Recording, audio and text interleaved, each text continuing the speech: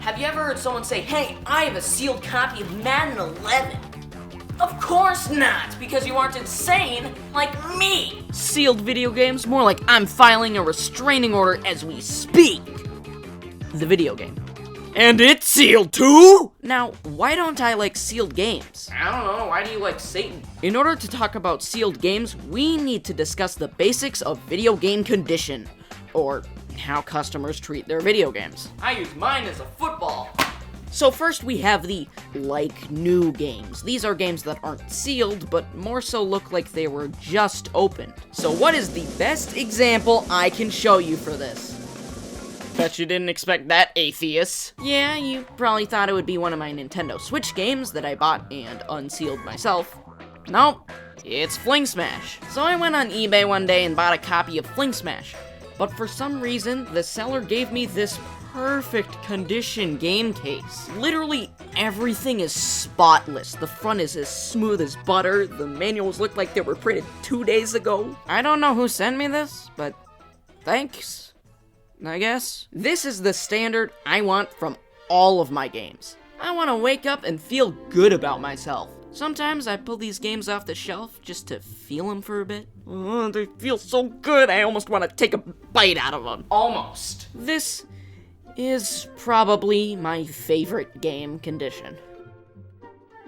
Then you got the weirder cousins. These games have obviously been used. I mean, it's not like gamers care if their games have been used or not, but I always feel you can tell a new game from a used one. Alright, so this one looks nice, but this one smells bad. So what's the main factor I use to tell a used game from a new one? The horror! When the manuals aren't included. Personally, I think it's okay if the manual isn't included. It's not like I need it. I haven't been breathing air in the past 14 years, and I've been fine. But these are always a welcome addition. I just love opening up a new game and looking at the manual inside, even if it's only for a few minutes. When my mom asks me what I've been reading lately, I respond with Mario Sports Mix. So, is that all? Of course not! People who own video games are monsters! They have no idea how to treat a game with actual care! So let's move on to the final category. What happened here? So, let's name all the problems with this. First, it's been stabbed with a pencil like 20 times. I don't know why half of my games now are shipped with at least one pencil hole stabbed in them. I have no clue how this even happens. Secondly, the game case is broken. Third of all, someone sat on the manual. And no, it doesn't matter if I replace the game case, because the cover art is ruined too! Well, at least the game works.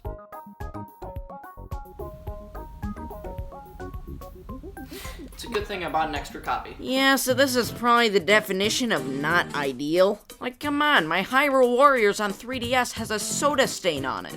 And it's still better than a sealed game. Now, okay, what's my deal with sealed games?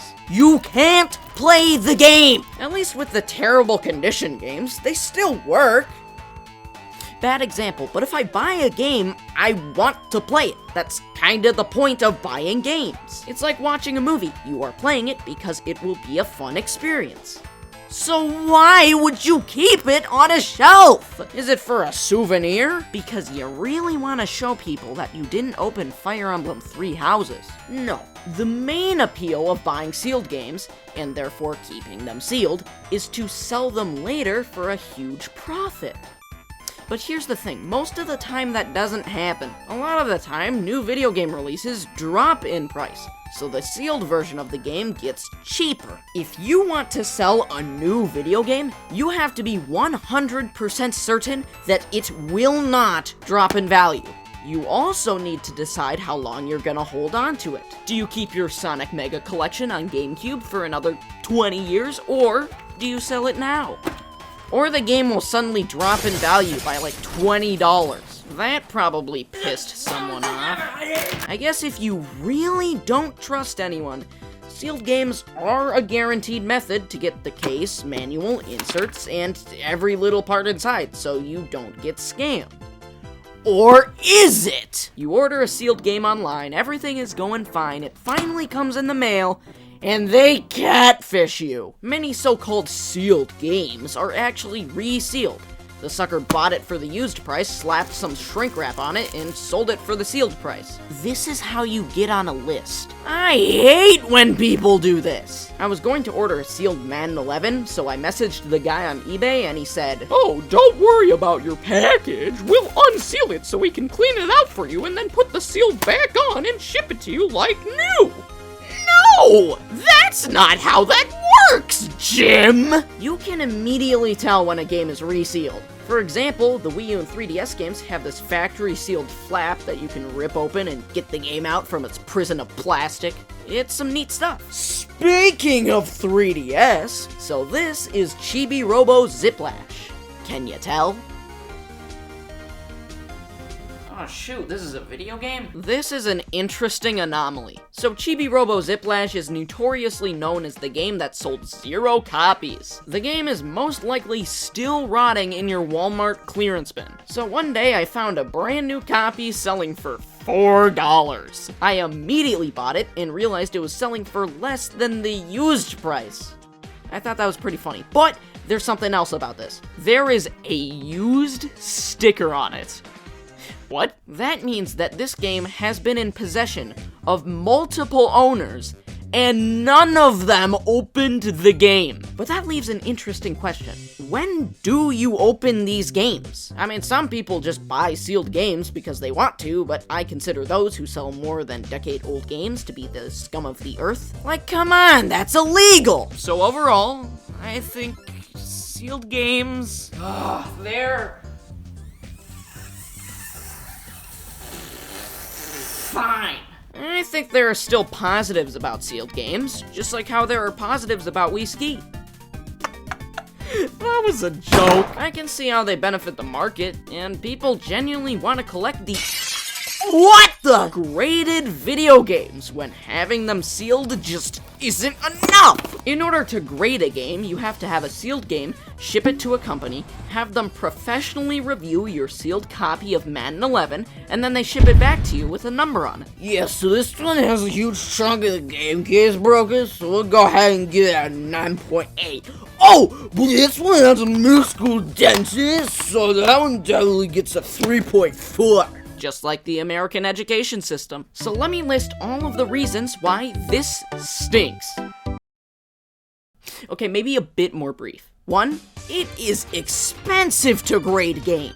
2, on the one chance your Mario 64 copy gets a 10 out of 10 and you have the ability to sell it online for like $1 million, who would buy it? It completely goes against the rule of supply and demand. If there is not a lot of supply and lots of demand, then a game is valuable.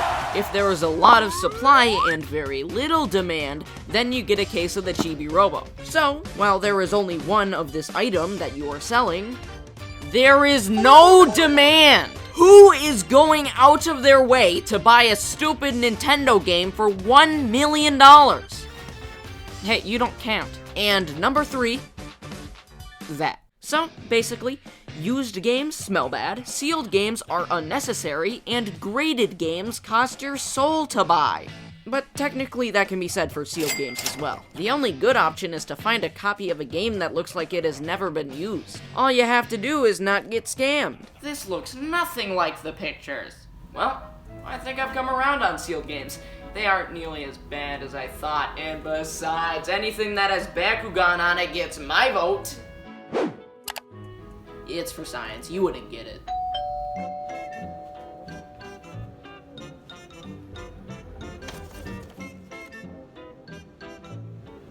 Wait, hold on, who the heck is Dan?